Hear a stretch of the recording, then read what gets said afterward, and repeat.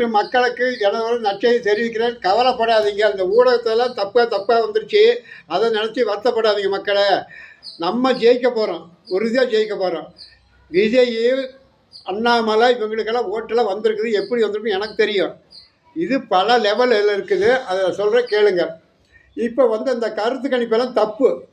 அது ஒத்துக்க முடியாது, ஒத்துக்கவும் மாட்டோம். அந்த கணிப்பு செல்லாது. ஆச்சா, 4ஆம் தேதி வர்ற கருத்து கணிப்பு தான் உண்மையானது. அதை நான் சொல்கிறேன்னு கேளுங்க. பிஜேபி தான் ஆட்சி அமைக்குது. ஆச்சா, அது எந்த கட்சி கூட்டணியோ அது நமக்கு. ஆகையினால உங்கள் கணிப்பெல்லாம் இனிமேல் போடாதீங்க. தயவு செஞ்சு மக்களெல்லாம் கொந்தளிப்பில் இருக்கிறோம். தமிழ்நாடு முழுசும் கொந்தளிப்பில் இருக்கிறோம். கணிப்பெல்லாம் செல்லாது இனிமேல். இது பீகார் ஃபார்முலா. ஏன்னா மடனுங்களா இது பீகார் ஃபார்முலா. உங்களுக்குள்ள தெரிகிற அளவுக்கு நாலேஜ் இல்லை, அறிவு இல்லை, மூளை இல்லை, எதுவுமே இல்லை, ஒரு மயிருமே இல்லை. அதனால் இனிமேல் போடாதீங்க. தயவு செஞ்சு இந்த கருத்து கணிப்பெல்லாம் உங்கள் காலத்தில் போட்டது 60 வருஷம். சரி, ரைட்டு. இந்த ஃபார்முலா உங்களுக்கு தெரியாது. நீங்கள் எவனை போய் கேட்டாலும் என்ன சொல்லுவான்? காசு கொடுத்தவன் ஆளு கட்சி டிஎம்கே போட்டால் டிஎம் போட்டேன்னா சொல்லுவான். எவனும் பிஜேபிக்கு வணக்கம், நமஸ்கார். தமிழக ஊடகங்களுக்கு ஒரு கண்டனத்தை தெரிவித்துக் கொள்கிறேன். கேளுங்கள் காது கொடுத்து. இப்போ எலெக்ஷன் முடிஞ்சிருச்சு இல்லையா? நீங்களாம் ஊடகமெல்லாம் போய் எல்லா இடத்துலையும் போய் என்னென்னமா பண்ணிக்கிட்டு என்னென்னமா சூட் கேஸு அது கேஸில் வாங்கிட்டு தப்பாக கணிச்சு போடுறீங்க.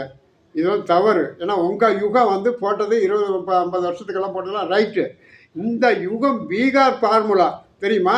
பீகார் ஃபார்முலா தனிப்பட்ட கருத்து செல்லாதீங்க.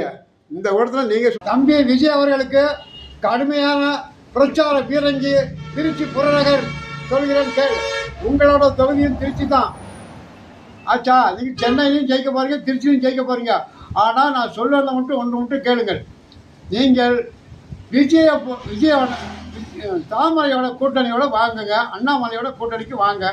ஆச்சா, வேறு எந்த கொம்பன் கூட்டாலும் போகாதீங்க. போனீங்கன்னா செத்துங்க. ஆட்டோமேட்டிக் சூழ்ச்சி நடக்குது. பெட்டியெல்லாம் மாற்றி அடிச்சாச்சு. நீங்கள் போனீங்கன்னா வேறு லைனில் நீங்கள் ஜெயிக்க முடியாது. தம்பி விஜய் அவர்களுக்கு எனது ஃபைனல் நெஞ்சார்ந்த நன்றியை தெரிவித்துக் கொள்கிறேன். கேளுங்கள், அமைதியாக கேளுங்கள். நான் சொல்லுவது உண்மை, அத்தனை உண்மைகள். ஏன்னா உங்கள் மாதிரி தான் நானும் இருக்கிறேன். அதனால் இப்போ தப்பு உங்கள் கணக்காக தப்பு போடல. இப்போ நீங்கள் எப்படி இருக்கிறீங்களோ அந்த லெவலில் தான் நானும் இருக்கிறேன்.